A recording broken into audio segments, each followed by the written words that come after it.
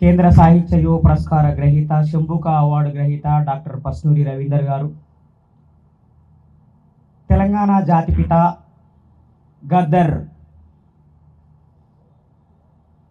సభని నిర్వహిస్తున్న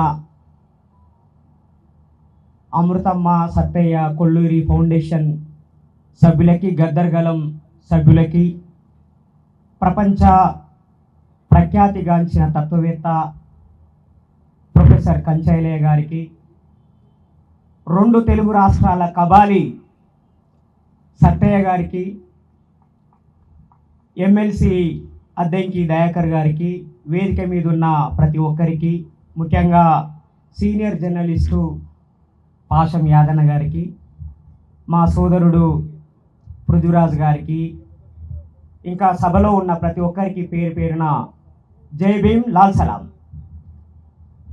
సత్తయ్య గారు ప్రవేశపెట్టిన ప్రతిపాదనని వీసీకే పార్టీ తరఫున నేను సంపూర్ణంగా సమర్థిస్తున్నాను. ఈ రాష్ట్రానికి జాతిపిత గద్దర్ మాత్రమే.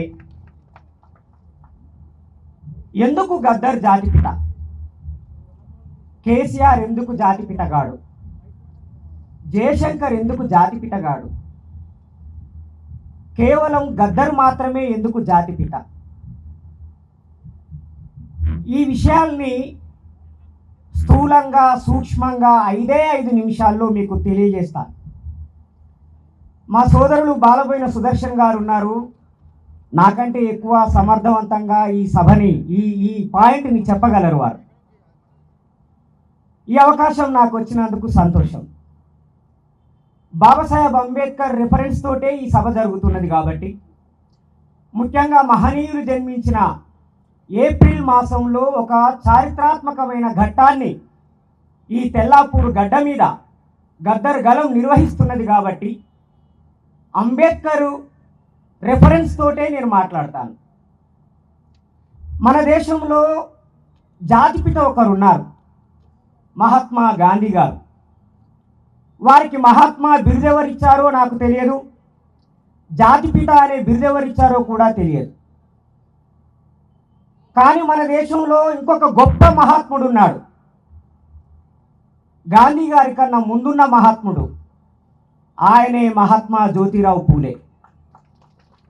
మహాత్మా జ్యోతిరావు పూలే శూద్ర, అతిశూద్ర, ఆదివాసులు, మహిళల విముక్తి కోసం, వాళ్ళ చదువు కోసం, వాళ్ళ అభ్యున్నతి కోసం తాను తన భార్య ఇద్దరు కలిసి చేసిన సేవకి, త్యాగానికి, పోరాటానికి గౌరవంగా 1888లో వేలాది మంది మహిళలు, పురుషులు కలిసి బొంబాయిలో ఒక సమావేశం నిర్వహించి మహాత్మా జ్యోతిరావు పూలే అనే ఒక బిరుదుని ప్రదానం చేశారు. ప్రజలు ఇచ్చినటువంటి బిరుదు.